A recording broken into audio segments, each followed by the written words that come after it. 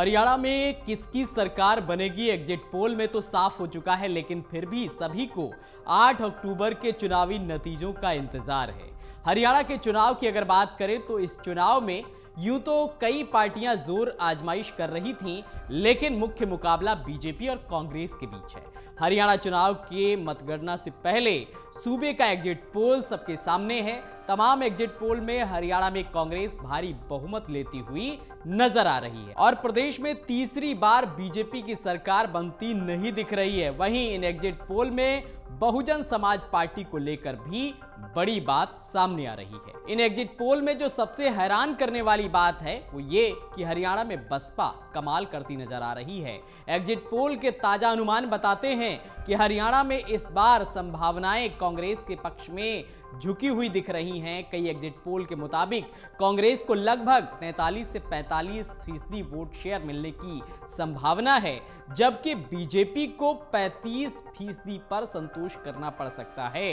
BSP गठबंधन, जिसमें अन्य छोटे दल शामिल हैं, वो 8% वोट बैंक के साथ तीसरे नंबर पर रह सकती है। हैरान करने वाली बात यह है कि आम आदमी पार्टी और चंद्रशेखर आजाद की पार्टी को केवल 1% वोट शेयर मिल रहा है। चंद्रशेखर आजाद, जो दलित वोटों पर मुख्य रूप से ध्यान केंद्रित कर रहे हैं, उनकी पार्टी को गठबंधन के बावजूद बीजेपी से ज्यादा सफलता मिलती नहीं दिख रही है। मायावती की बीएसपी को लोकसभा में कोई सीट नहीं मिली, लेकिन विधानसभा में उनका खाता खुल सकता है।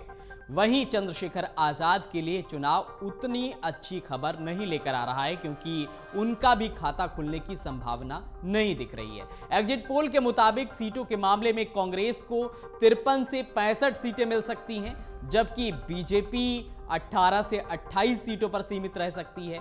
बीएसपी गठबंधन को 1 से 5 सीटें मिलने की संभावना है और जेजेपी और एएसपी का खाता भी नहीं खुलने की उम्मीद है।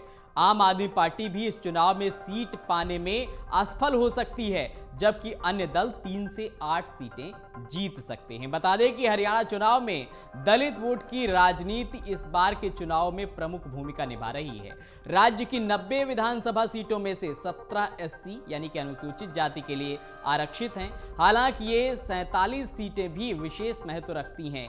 इन सीटों पर दलित वोट का प्रभाव निर्णायक साबित हो सकता है और यही वजह है कि इस चुनाव में सभी राजनीतिक दल दलित वोट बैंक को लुभाने के लिए काफी मेहनत करते हुए दिखाई दिए। वहीं हरियाणा में इस बार बहुजन समाज पार्टी यानी कि बीएसपी 37 सीटों पर चुनाव लड़ रही है। इसकी बाकी सीटें सहयोगी इंडियन नेशनल लोकदल यानी कि INLD को दी गई हैं।